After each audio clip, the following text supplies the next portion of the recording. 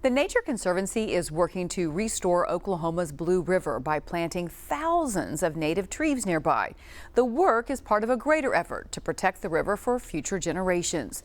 News on 6's Amy Slanchik shows us how the work has roots in Tulsa in this Oklahoma Zone original report.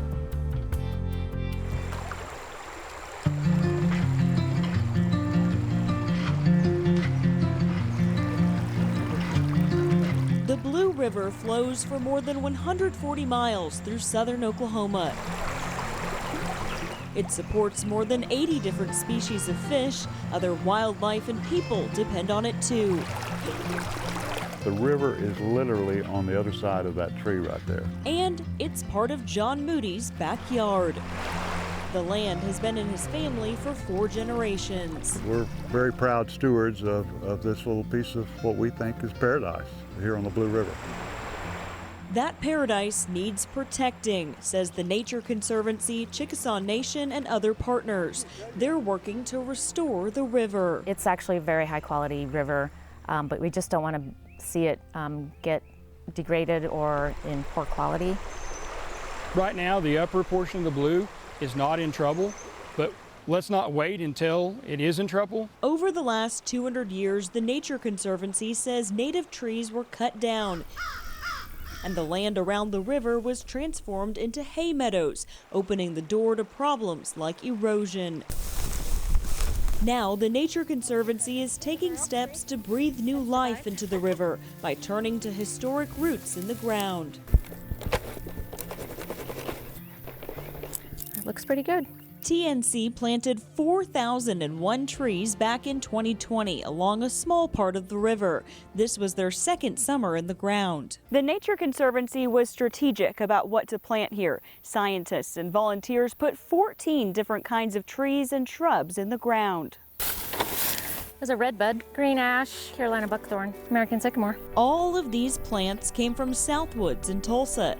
The nursery grew the seedlings and shrubs based on a plant list from TNC and the Oklahoma Biological Survey, showing what would have been native to the land here. Bur oak survived. Now, Kim Elkin and Janine Lackey with the Nature Conservancy are waiting for cottonwood, oak, pecan trees, and others to grow. What point will we begin taking these tree tubes off? Next year. Eventually they'll grow up to be really large trees. All those roots help keep that soil in place. And that just helps us restore that system to the way it used to be historically. And that, scientists say, will eventually have an impact downstream. The city of Durant depends on the Blue River for all of its water. So does the Choctaw Nation. The Nature Conservancy expects the work it's doing now to save the city money because the water won't need as much treatment. But the reality is it will take decades to see the impact. It's just going to take a long time. But that's the business we're in, you know. When we're restoring ecosystems, it took decades to get degraded, and it's going to take decades to become, you know, resilient. Just on this piece. The Nature Conservancy is doing this work where it can, along 1 mile of the Blue River that it owns. But most of the land along the river is owned by private landowners. And as you see the Blue today, it's not as blue as it normally is. It's got a little bit of a sediment load in it from recent rains. It tells us we still have work to do here. There's work to be accomplished with landowners. Chickasaw Nation Director of Natural Resources, Chris Patton, works with them directly to help them manage their land. It's not a regulatory function. We're not telling the landowners what to do. We're just saying if there's a practice, a best management practice that you want to implement, we're going to work with you through this group to figure out how to get that funded. Chris points to John Moody as an example of someone leading the way. The balance that ranchers, landowners, land stewards have to face is the expense of something as aggressive as planting trees. Not everybody can afford to do that. One thing he's doing is actually removing some trees from his property, the invasive eastern red cedar. There's nothing growing right here. It's all cedar leaves that have died. Removing this and restoring it gives you more grazable acres, and it also improves the habitat within the riparian area. That's exactly right. John showed us part of his property where he had cedars removed. You can see the difference in the land. It's lush and green instead of barren.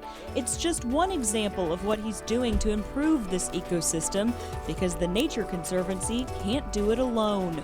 I'm hoping that my granddaughters look at it the same way and take care with it when it becomes their turn to make decisions.